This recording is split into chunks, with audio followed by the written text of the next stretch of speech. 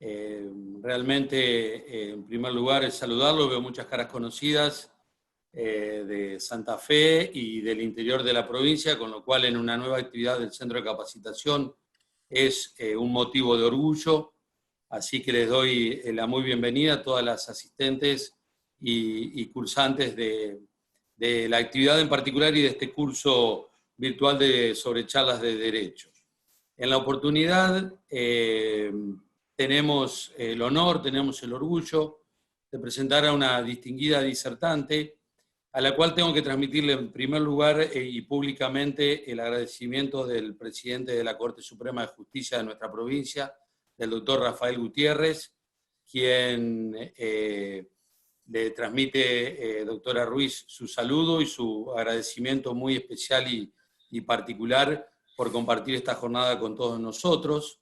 Ello viene a cuenta, y aquí hago una breve mención, que como ustedes deben saber y saben, en el mes de mayo pasado nuestro centro cumplió los 25 años y lo que teníamos programado, por supuesto, antes de toda esta situación de emergencia pandémica que nos sigue atravesando, era realizar un acto presencial conmemorativo a los 25 años, y en lo posible ya habíamos hecho los contactos con la doctora Ruiz para que nos acompañe aquí en la ciudad de Santa Fe en ese acto.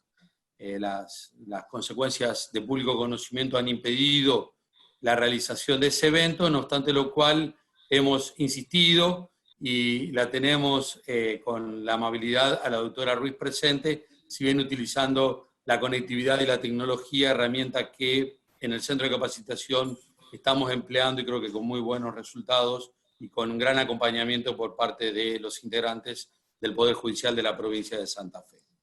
Así que hecha esta aclaración, la doctora Alicia Ruiz es jueza del Tribunal Superior de Justicia de la Ciudad Autónoma de Buenos Aires desde el año 1998, coordinadora de la Oficina de Género de dicho alto cuerpo de justicia, profesora titular, consulta de Teoría General y Filosofía del Derecho de la Facultad de Derecho de la Universidad de Buenos Aires, fue directora de la carrera de especialización en magistratura de la Escuela de Servicio de Justicia de la Universidad Nacional de La Matanza, creada por resolución conjunta del Ministerio Público Fiscal de la Nación y el Ministerio Público de la Defensa de la Nación en julio del año 2013.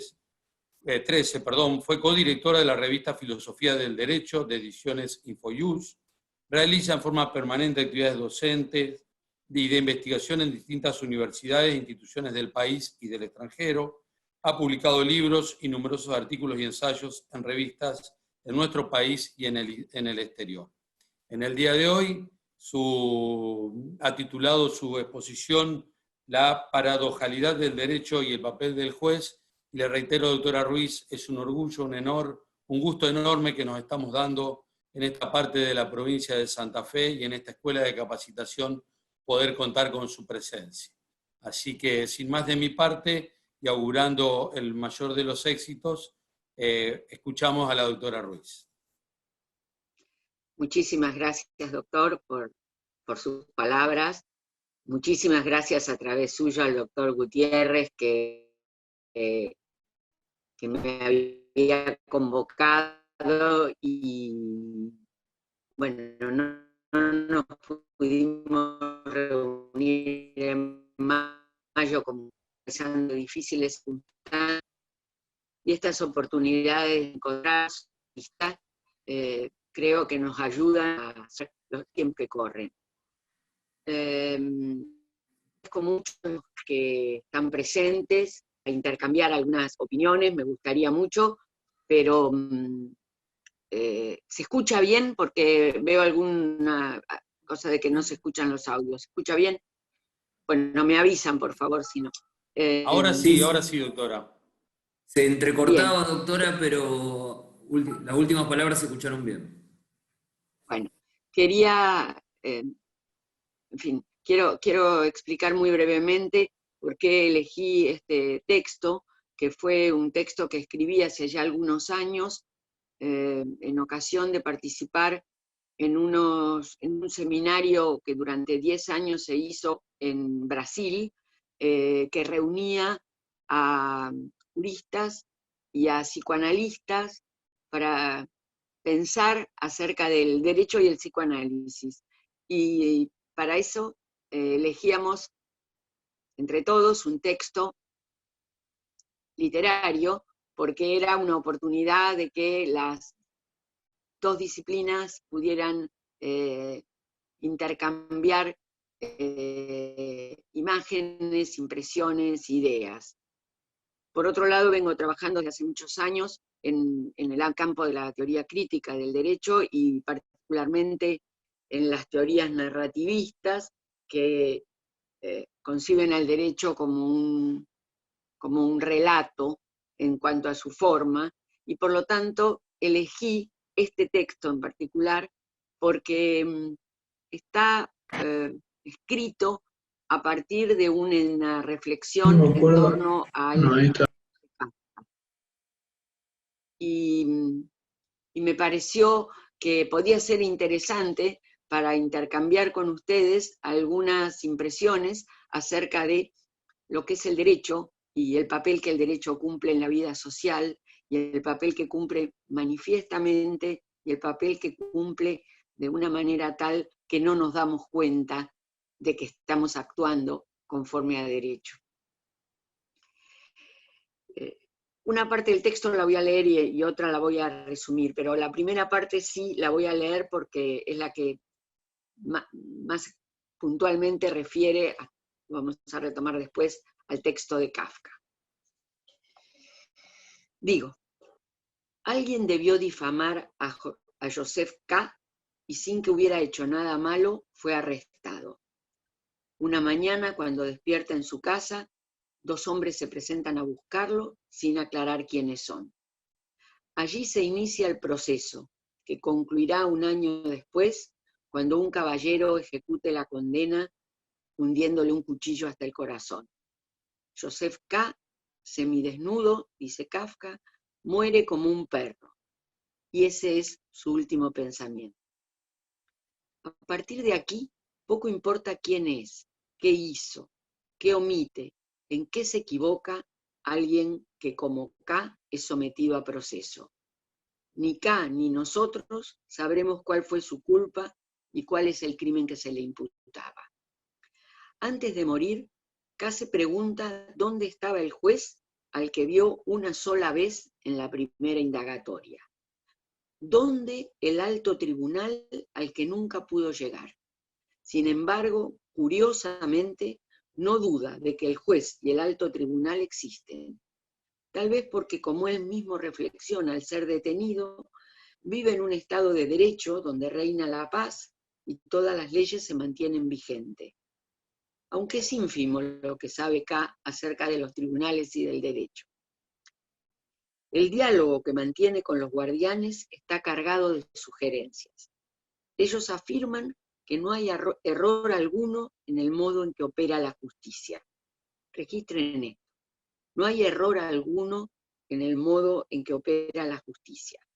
Que sus instancias, por lo poco que saben de ellas, no buscan la culpabilidad en la población, sino que, como dice la ley, son atraídas por dicha culpabilidad y tienen que enviarnos a nosotros, dicen los guardianes. Esto es la ley. ¿Dónde podría haber un error? No conozco esa ley, dice K. Tanto peor para usted, le responde el guardián. ¿Acaso esa ley exista tan solo en sus cabezas?, dijo K, quien intentaba meterse en los pensamientos de los guardianes y utilizarlos en su beneficio o situarse en ellos. El guardián dijo rechazándolo, ya sentirá la ley. Y luego comentó con su compañero casi irónicamente, él no conoce la ley y afirma al mismo tiempo que es inocente. K clama por el juez y por el alto tribunal en los que cree, pero a los que nunca accede. Cree en esa institución destinada a arrestar inocentes, iniciar procedimientos absurdos y en general desprovistos de resultados. Una institución que no tiene un lugar fijo, ni límites definidos, con la que tropieza en los lugares más inesperados. Una conclusión apresurada de la novela podría ser que no hay procedimiento, ni juez, ni derecho, cualquier cosa que éste sea, sino únicamente coacción y muerte, puro poder. Voy a intentar una lectura algo distinta. El proceso de Kafka propone, a mi entender, una extraordinaria síntesis de cómo el derecho moderno se instala y construye el imaginario social. Ese dispositivo de poder que está en el derecho tiene como elemento constitutivo la violencia. Y ese dispositivo se frustraría si no pudiera estar articulado con el discurso del orden y el imaginario social. Son el discurso del orden y el imaginario social los que reactualizan la fuerza y la convierten en un poder socialmente transmisible. La transformación de la violencia en poder marca una diferencia cualitativa y no de grado, al punto de que la presencia del poder se impone aunque la violencia esté ausente. En esta cuestión de la relación derecho y violencia, está uno de los núcleos centrales de lo que quiero contarles hoy. Y para eso, apoyarme en el texto de Kafka me permite alguna explicitación mayor sin necesidad de hacer un desarrollo teórico muy puntual. La ejecución de K en manos del verdugo es violencia a cara descubierta, aunque disimulada bajo la forma de la aplicación legítima del castigo, que ocurre en un tiempo y en un lugar determinados. En el derecho moderno, la muerte juega sus propios simbolismos. Es el último síntoma del poder que el discurso del derecho mantiene oculto. La muerte de K expresa el carácter de un sacrificio absurdo, sin sentido, salvo que se lo interprete como una suprema afirmación de que la institución, el poder, el derecho, se imponen siempre. El derecho es un lugar, digo yo, del mito en las sociedades modernas. El imaginario social sostiene fuertemente la ilusión de que el derecho es el discurso del orden, porque opera desde la razón y en su nombre. Así mirado, el arbitrio, las preferencias, las pasiones, la opresión, el miedo, no encuentran espacio en él.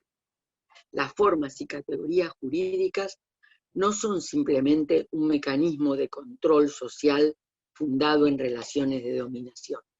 Significan más, mucho más, por lo que simbolizan y por los rituales en los que se manifiestan.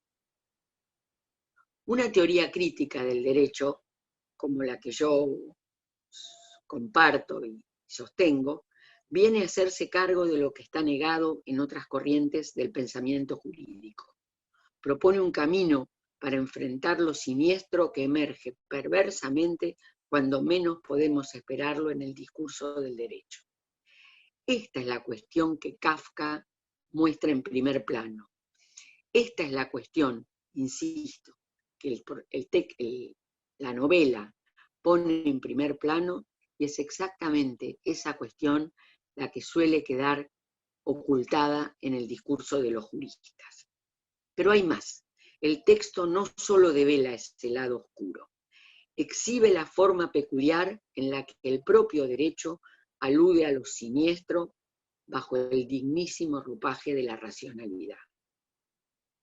De aquí que K intente una y otra vez encontrar razones y reclamar razones de por qué le sucede lo que le sucede, y al mismo tiempo que acepte lo que pasa, se someta y se humille sin ofrecer resistencia. Una humillación que se repite una y otra vez. Vale recordar una escena con algún detenimiento. Es aquella en la que K recorre un largo pasillo donde una serie de personas, entre comillas, que producían la impresión de suma modestia, están sentadas en dos hileras enfrentadas de largos bancos de madera. Cuando ven pasar acá, acompañado por el ujier, ellas se levantan y saludan sin enderezar por completo su espalda. ¿Cuán humillados deben sentirse?, dice K, y el ujier le contesta, sí, son acusados. Todos los que usted ve ahí son acusados. El único comentario de K es, en consecuencia, son colegas míos. Cuando K se dirige a un hombre alto, delgado y canoso, el clima oprimente y denigrante se acentúa. La escena muestra que la humillación abarca a cualquiera que es acusado. Y en ese cualquiera me incluyo. Nos incluyo a todos los que presumimos de saber qué es el derecho. Hago una pequeño paréntesis. Esta imagen del pasillo y de personas esperando y no sabiendo qué es lo que les va a pasar, creo que es para todos nosotros, operadores jurídicos, una imagen familiar cuando recorremos los edificios de tribunales. Digo que en un momento K se dirige a un hombre alto, delgado y canoso y le pregunta cortésmente, ¿qué espera aquí? Al ser interrogado, el hombre queda desconcertado, lo que resultaba tanto más penoso cuanto que se trataba, evidentemente, de una persona de mundo que en otras circunstancias hubiera sabido responder a una pregunta tan sencilla. Miraba a los otros como si estos tuvieran la obligación de ayudarle y como si nadie pudiera demandar de él una respuesta en el caso de que no tuviera esa ayuda. En ese momento se acercó el ujier y para tranquilizarlo y animarlo agregó, este señor solo pregunta qué es lo que usted espera. Responda. Espero, comenzó a decir y se detuvo. Evidentemente había elegido ese comienzo para responder con mucha precisión a la pregunta, pero ahora no encontraba la continuación. Algunos de los que esperaban se habían acercado y rodeaban el grupo. El ujier les dijo, váyanse, váyanse, despejen el paso. Retrocedieron un poco, pero no hasta sus anteriores asientos. Entretanto, el interrogado por K había recuperado la concentración y respondía con una pequeña sonrisa. Hace un mes hice algunas solicitudes de pruebas con relación a mi causa y aguardo el despacho. K dijo, parece esforzarse demasiado, y el hombre contestó, sí, se trata de mi causa. No todos piensan como usted, dijo K. Yo, por ejemplo, también estoy acusado. Pero es tan cierto como que quiero salvarme que no he presentado una solicitud de pruebas ni emprendido ninguna otra cosa de esa clase. ¿Considera, pues, que eso es necesario? No lo sé con exactitud, dijo el hombre, nuevamente dominado por la inseguridad. Pero ante la mirada impaciente de K se limitó a decir, en lo que a mí respecta, he presentado solicitudes de prueba. Tal vez no cree que estoy acusado, preguntó K. Por favor, por cierto que lo creo, dijo el hombre. Pero en la respuesta no había fe, sino tan solo miedo, dice Kafka. Este es un efecto especular del discurso jurídico que ni siquiera necesita de la verdad. Las palabras del capellán, que incluye Kafka en el texto, son reveladoras. El capellán de la prisión dice, no hay que considerar que todo es verdadero, solo hay que considerar lo necesario. Sombría opinión, dijo K, la mentira convertida en orden universal. Sin embargo, K se equivoca. No son mentiras las que se enuncian en el derecho, sino ficciones, ficciones del derecho en acción. Sujetarlo a la ley, impedirle todo cuestionamiento acerca de la ley, exhibir hasta donde la ley y los que pertenecen a la institución judicial son indiferentes a los sujetos encarnados. En palabras del capellán, el tribunal no quiere nada de ti. Te recibe cuando llegas y te despide cuando te vas. El pasaje citado es a mi juicio desolador. Ante las puertas de la ley, K no pide, no exige. Parecería que no alcanza a comprender en toda su dimensión lo que le están diciendo. Y efectivamente no puede comprenderlo. Está apresado por una institución que lo marca, lo define, lo hace sujeto y al mismo tiempo lo ignora en sus deseos, en sus angustias, en sus miedos. Traza su destino hasta el final sin que pueda defenderse y ni siquiera le hace saber por qué está condenado.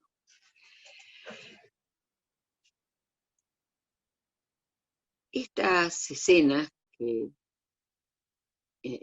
uno va encontrando a medida que recorre las páginas del proceso de Kafka, no son, sin embargo, ajenas ni propias de la ficción literaria.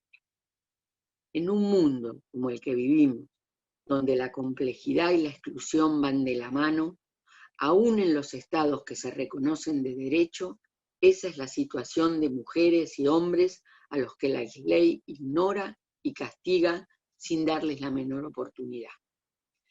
Kafka dice más acerca de cómo opera el discurso jurídico que las miles de páginas cuasi demagógicas que suelen escribirse sobre la universalidad de los derechos humanos y de sus muchas violaciones. Pero atención, con ello solo una parte se descubre de lo siniestro del derecho, porque nos hace creer que frente a aquellos olvidados y desconocidos estamos los otros, amparados por el lado luminoso, protector, racional del derecho que nos asegura que nada terrible habrá de pasar. Hasta que una mañana, como acá, nos anuncian que estamos bajo proceso.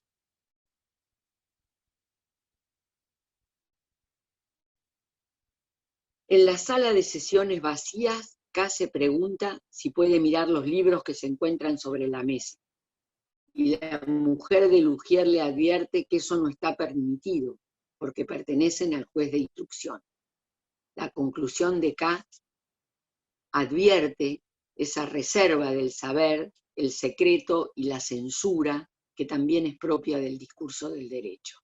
Dice K, los libros son ciertamente libros jurídicos y corresponde a la índole de esta institución jurídica el hecho de que uno no solo sea condenado siendo inocente, sino que también se vea sumido en la ignorancia.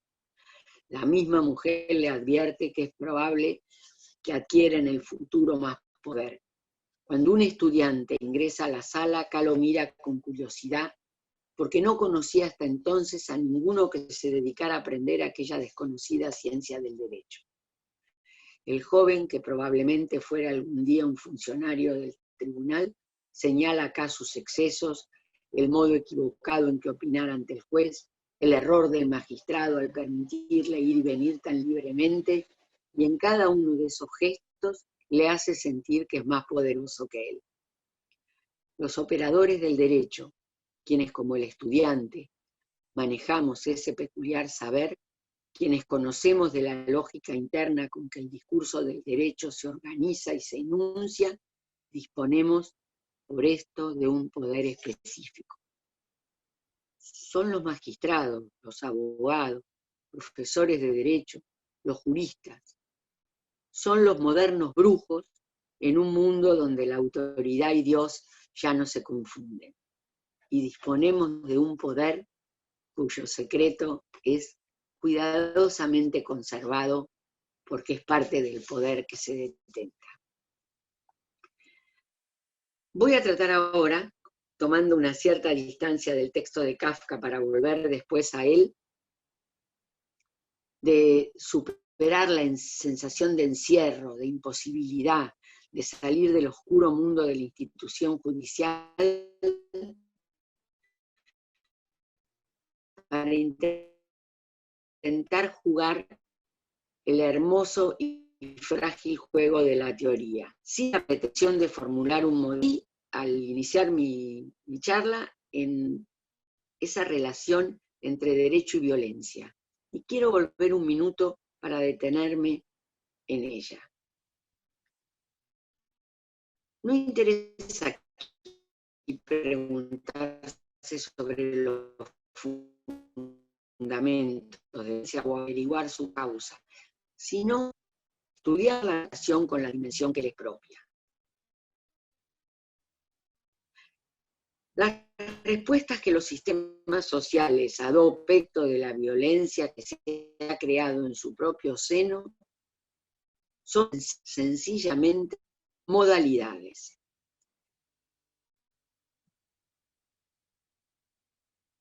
La octava de las tesis sobre la filosofía de la violencia de Benjamin permiten advertir con definitiva claridad que no es admisible el estupor ante la violencia y la opresión. La cita de Benjamin abre un camino para superar la radical impotencia en la que queda sumido el lector del proceso y descubrir algunos aspectos del discurso del derecho que no aparecen en la versión de Kafka. Dice Benjamin: la tradición de los oprimidos nos enseña que el estado de emergencia en el que vivimos es la regla. Debemos llegar a un concepto de historia que corresponda precisamente a ese hecho. Entonces nos toparemos con nuestra tarea, la de crear el verdadero estado de emergencia. Por cierto, el estupor ante el hecho de que las cosas que vivimos sean posibles todavía en el siglo XX no tiene nada de filosófico.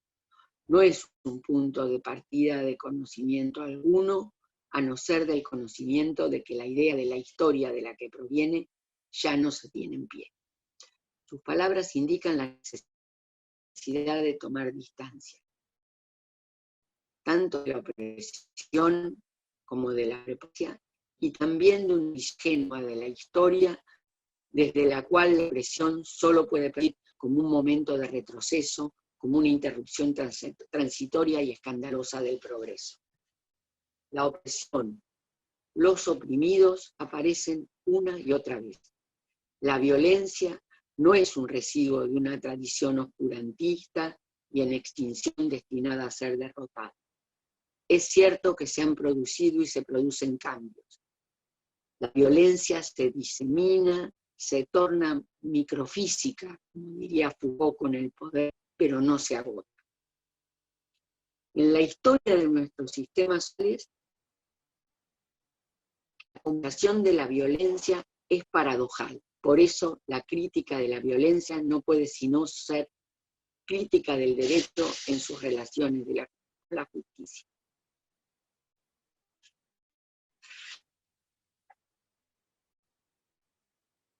Sucede que en la sociedad moderna, la resolución de la violencia está delegada en un poder y en un saber especializados. La violencia aparece ficcionalmente enajenada del cuerpo de la sociedad. Porque el derecho opera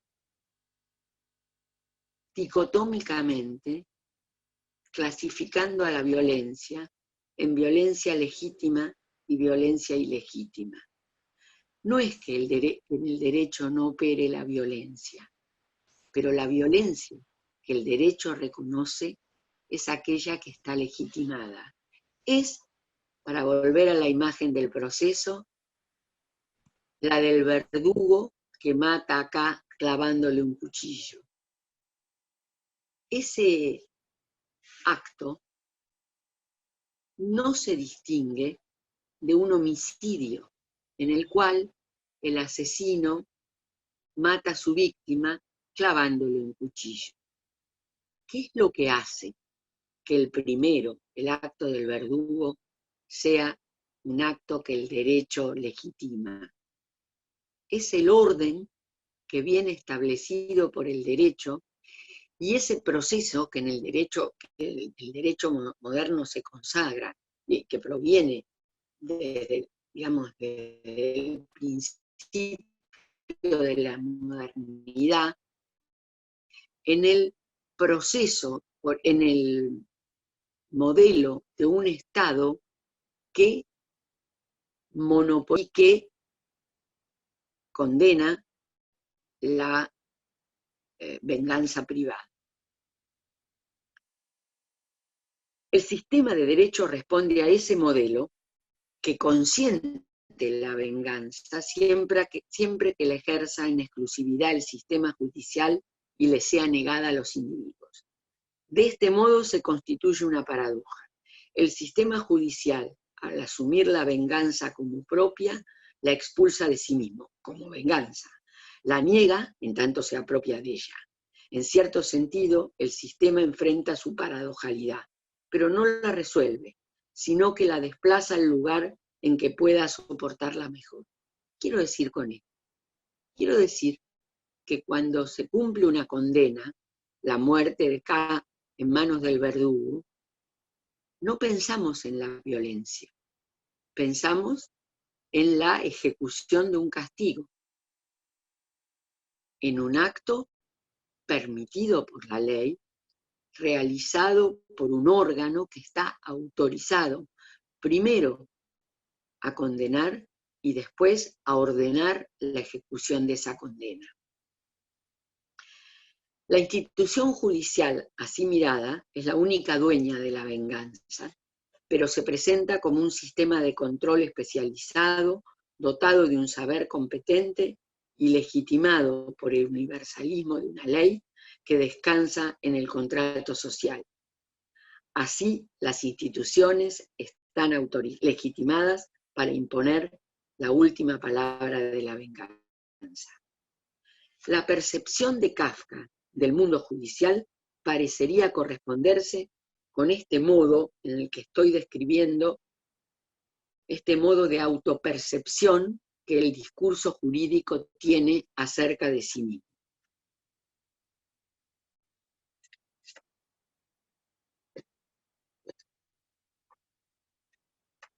A esta altura, me parece que se vuelve necesario que nos preguntemos, como se lo pregunta acá, ¿dónde está el juez?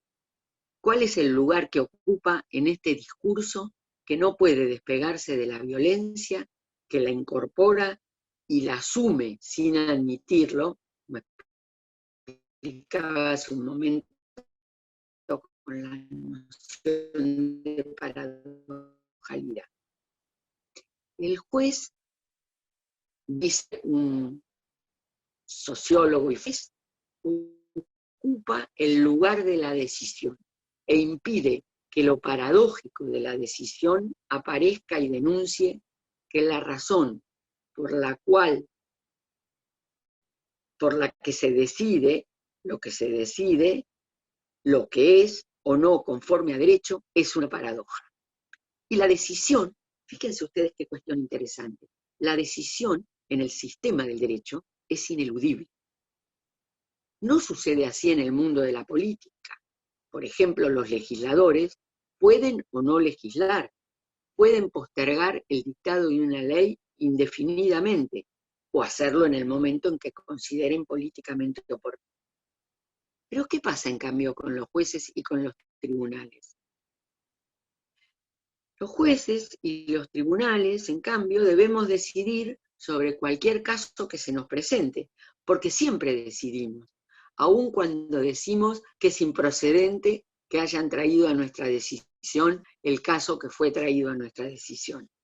Esta exigencia hace que el discurso del derecho aparezca como universalmente competente para decidir en todos los casos posibles que sean traídos ante un juez.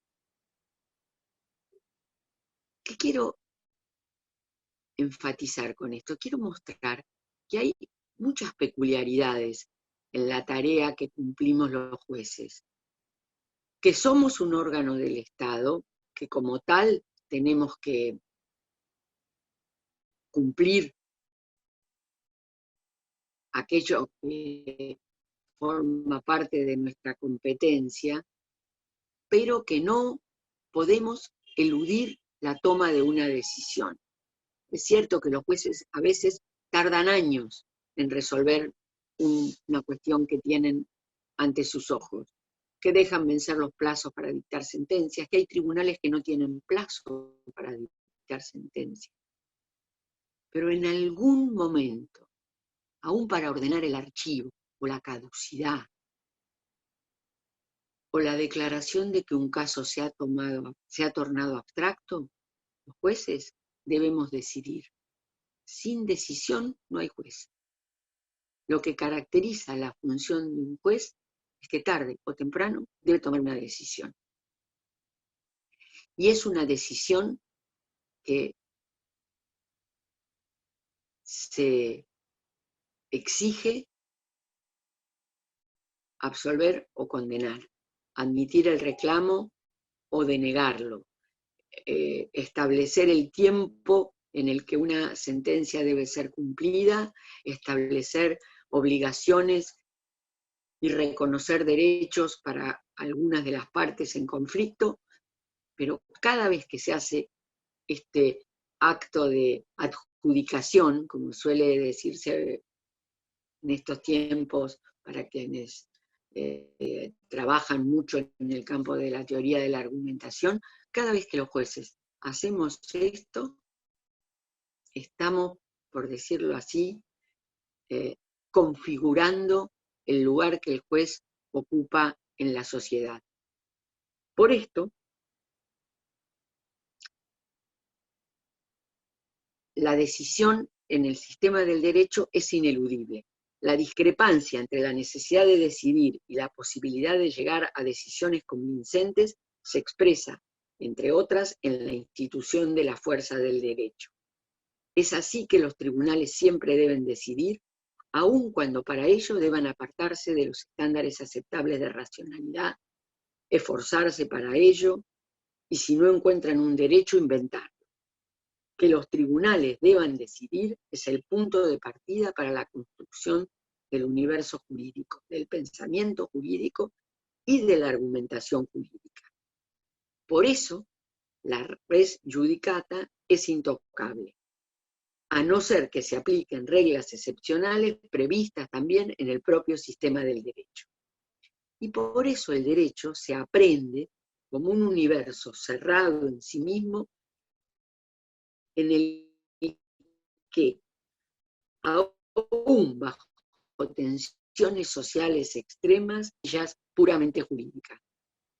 Lo que quiero enfatizar es que todo el tiempo me estoy moviendo con algo que dije hace un momento, y es que el mundo del derecho se sostiene, entre otras cosas, a partir de ciertas ficciones.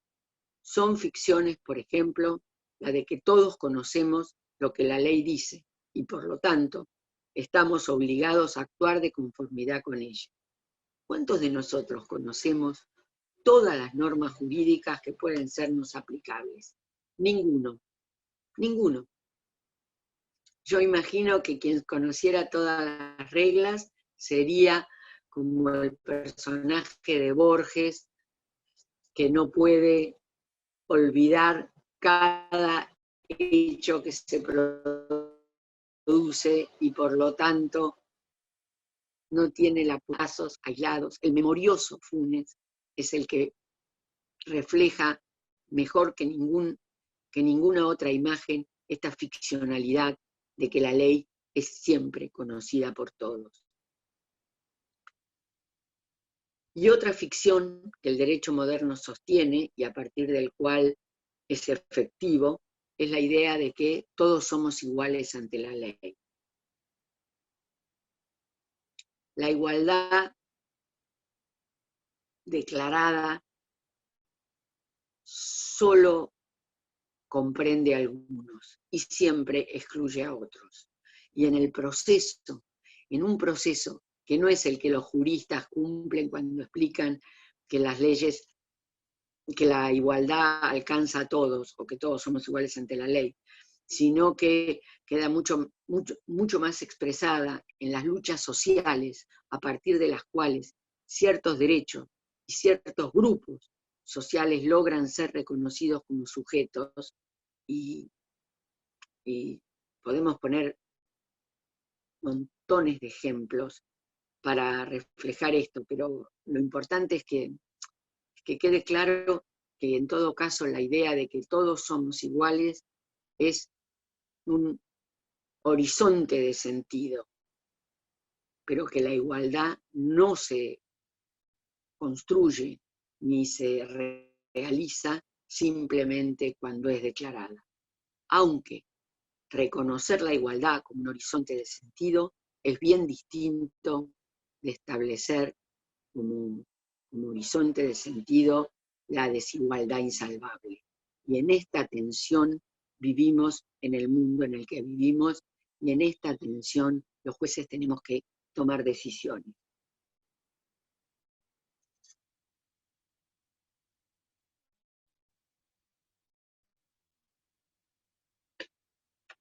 Cuando K muere, como un perro, como piensa y como dice, o como nos dice Kafka que piensa, queda ante las puertas de la ley, esperando que alguien le dé razón de por qué muere. Y esto también es parte de lo que nos tiene que preocupar en el campo de las teorías del derecho y en el campo de las prácticas que los operadores jurídicos realizamos. Porque ser entendidos no significa simplemente utilizar las normas de los códigos o el texto de la Constitución o de los tratados internacionales. Implica también encontrar el modo en el cual aquello que nos está siendo reclamado pueda ser satisfecho. Reconocer un derecho, dar razón de por qué algo es posible, algo que hasta ayer no fue posible, hoy lo es,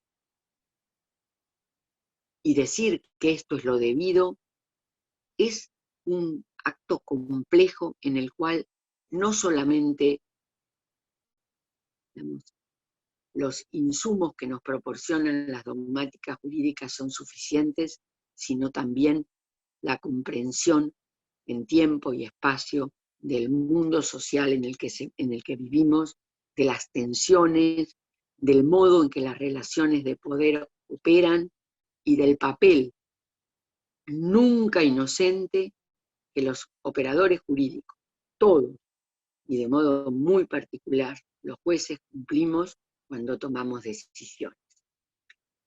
Bueno, esto es en síntesis lo que yo quería contarles un poco hoy, solo para provocar, si tienen ganas y si alguna de las cosas que he dicho les resultan particularmente provocadoras, no sé, algunas preguntas o algunas reflexiones, porque, bueno, yo creo que proponer algunas ideas solo es un camino de abrir un debate y una reflexión en la que, bueno, me gustaría escuchar otras voces, y no solo la mía, porque esto es interesante.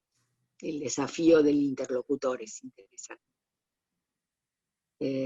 Así que si hay algunas preguntas, las escucho con muchísimo interés. ¿Cómo no, doctora? Gracias. Ahí consultan que en la realidad tribunalicia, para el justiciable, el proceso sigue siendo kafkiano. Ante ello, ¿qué herramientas, instrumentos o medidas podrían implementarse? ¿Podría ser lenguaje claro, transparencia, por ejemplo? Bueno, acá quiero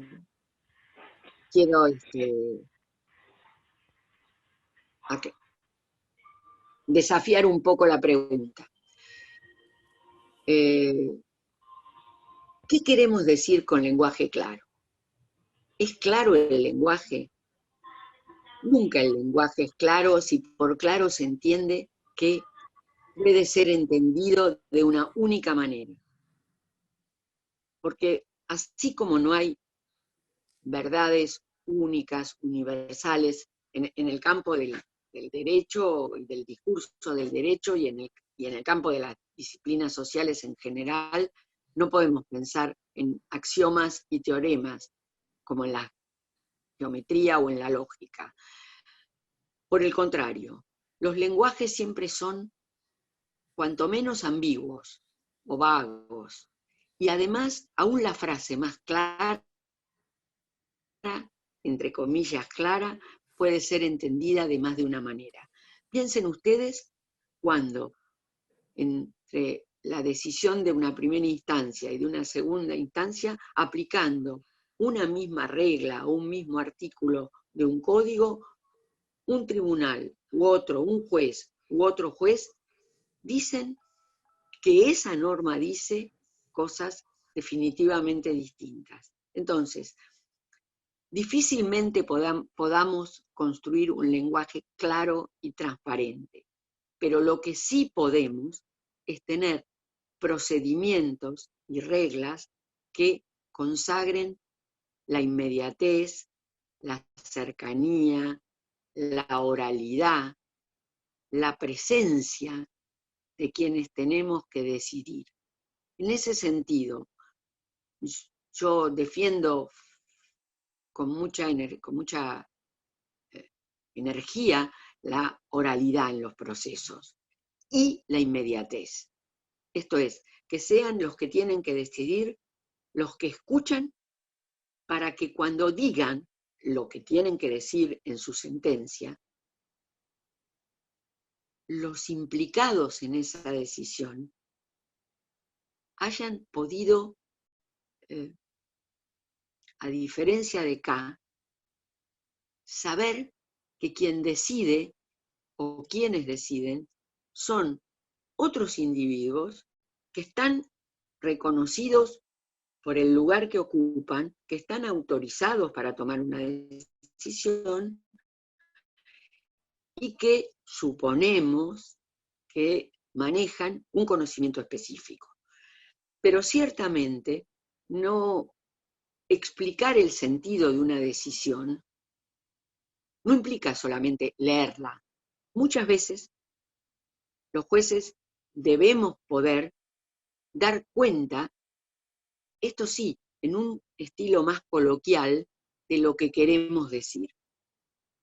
Por ejemplo, yo creo que esas sentencias que son canónicas y a las que estamos habituados, que generalmente empiezan los párrafos con gerundios y que tienen una larga enumeración de una serie de circunstancias que han ocurrido en un proceso y luego se empiezan a jugar sentidos diversos que se aplican a normas, que van a ser las que son tomadas en cuenta y finalmente se toma una decisión. Resulta un discurso críptico muchas veces. Críptico y entre nosotros horriblemente pesado y aburrido, donde se reiteran cuestiones y se escriben cientos de páginas, muchas veces para tomar una decisión que podría ser fundada, argumentada, de manera clara, precisa y coherente, sin necesidad de citar 200 precedentes, de transcribir todos los artículos de las normas que se van a aplicar. Digo, no hay posibilidad de tener un lenguaje transparente. Sí hay posibilidad de tener la preocupación de ser entendido y de hablarle al otro, que finalmente es el que va a padecer la decisión que tomemos y que ha esperado a veces durante mucho tiempo una respuesta, entienda por qué decimos lo que decimos. Ahora, no podemos prescindir del lenguaje técnico, no podemos prescindir de utilizar muchas veces desarrollos conceptuales complejos, porque parte de lo que hace del derecho una disciplina rigurosa reside en cierto manejo del lenguaje que nos es propio. Ahora, si entendemos que cada vez que decidimos, aún en un caso individual, estamos poniendo frente al otro un cierto modo de pensar las relaciones sociales, el mundo en el que vivimos, las injusticias o los modelos de sociedad a los que aspiramos, si somos conscientes de esto, si somos conscientes de esto, aunque no nos demos cuenta, entonces probablemente la relación entre el Poder Judicial y quienes acuden a las puertas de los tribunales, y uso la metáfora de las puertas de la ley de Kafka, sería una relación menos angustiosa y menos oscura, pero no más que eso. Hay una pregunta sobre la relación entre derecho y medios de comunicación. ¿Qué impacto tiene?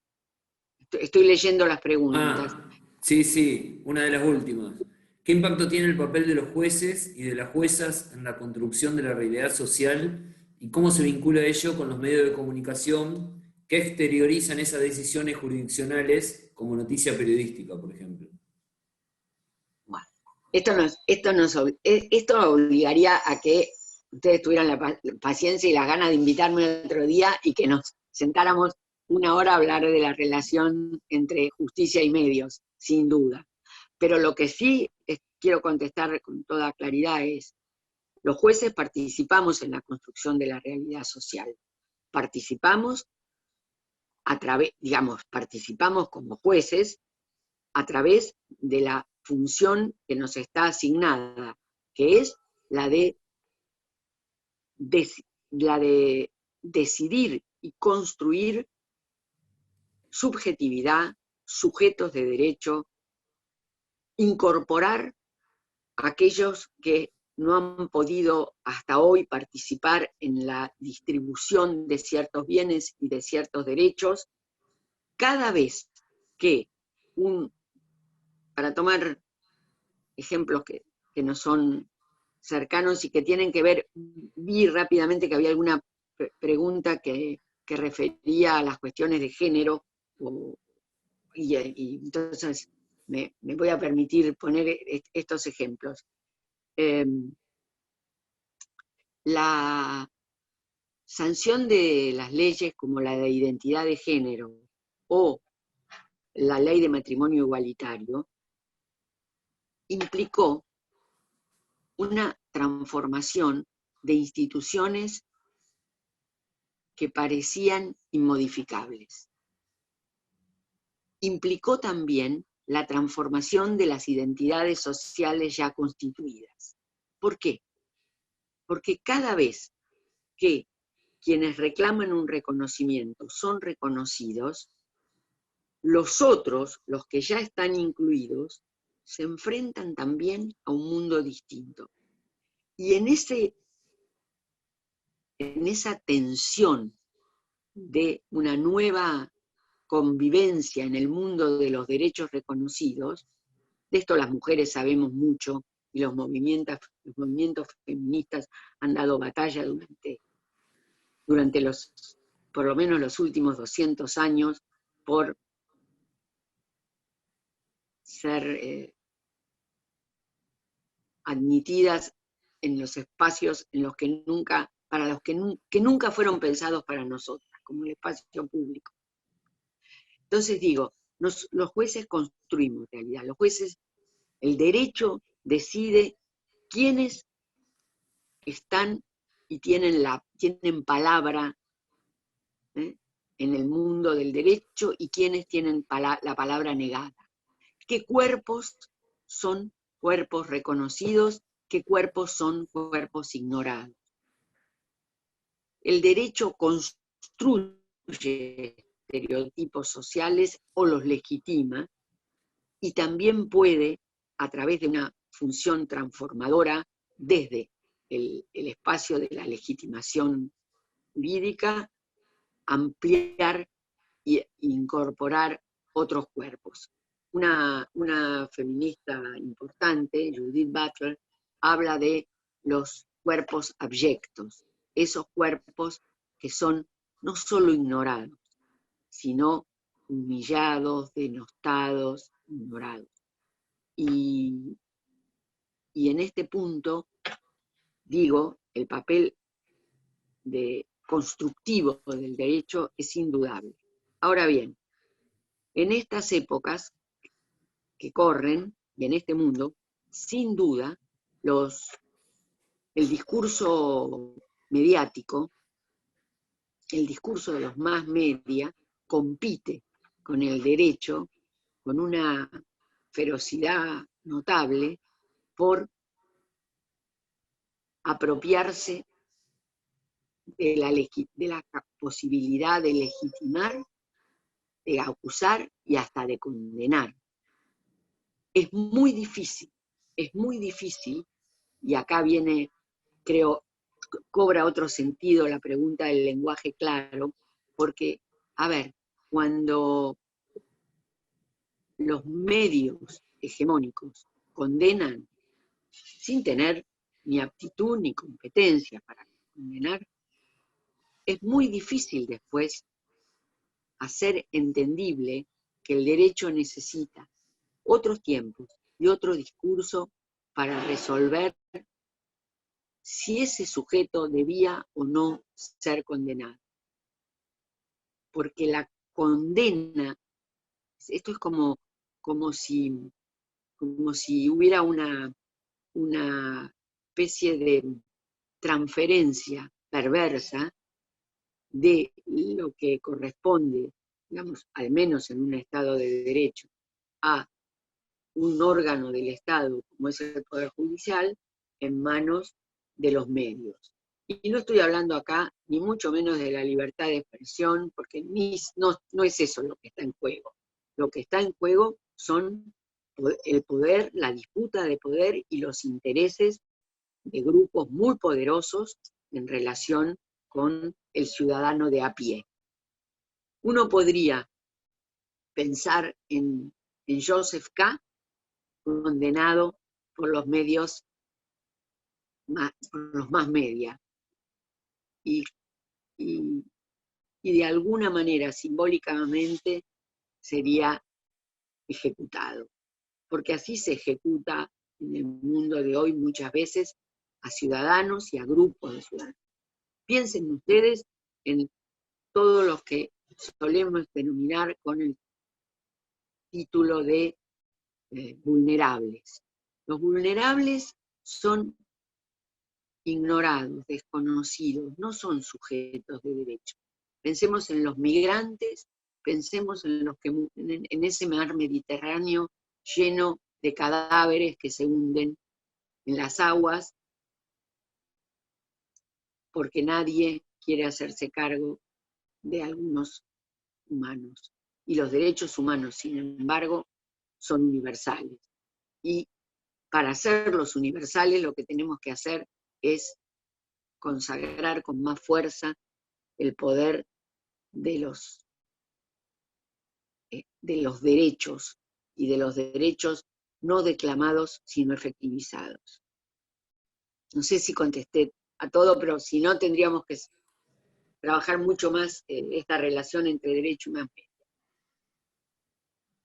No sé si hay alguna pregunta más. Sí, la última, usted ya nos adelantó también. ¿Cuál cree que es el futuro de las ficciones de derecho como horizonte de sentido que dan fundamento y sustento al proceso ante la crisis de legitimidad de la justicia y de los jueces? La primera parte de la respuesta respecto de las ficciones es una respuesta, si ustedes quieren, desde una perspectiva teórica, crítica del derecho. Yo creo que las ficciones son necesarias en el derecho. Que las ficciones son un modo en el cual aludimos a la realidad para construirla. A veces, y vuelvo a insistir con la idea del horizonte de sentido, no es lo mismo una sociedad en la cual se dice que todos son iguales ante la ley que una sociedad que proclama, por ejemplo, en su constitución, que por razones de raza, de género o de religión, unos tienen derecho a los derechos que están consagrados y otros no existen. Entonces, es una ficción, pero es una ficción que vale la pena sostener para poder avanzar en el camino de la concreción de los derechos. Ahora, el problema del desprestigio del Poder Judicial, que es un problema grave, muy grave, que no es solo propio de nuestro país, ni mucho menos, obliga a reflexionar respecto de cómo tenemos que reconstruir desde el campo de la teoría y desde el campo de las prácticas las formas de la democracia y los órganos del Estado. Yo sigo creyendo que el Poder Judicial es un órgano del Estado que, mientras haya Estado de Derecho, debe estar presente. Pero también creo que quienes integramos el Poder Judicial debemos estar sometidos a estrictos, muy estrictos controles para que no solamente sepamos enunciar las reglas, sino tengamos un compromiso profundo e ineludible con el orden democrático, con la amplitud, con la ampliación de la democracia, con la radicalización de la democracia y con la ampliación de los derechos. Esto creo que nos permitiría dejar de aparecer como una corporación defendiendo intereses corporativos para presentarnos como ciudadanos que tenemos un plus de responsabilidad porque tenemos la obligación de decidir sobre la vida y los deseos y las pasiones y las necesidades de todos los otros ciudadanos. Como ciudadanos con un plus de responsabilidad.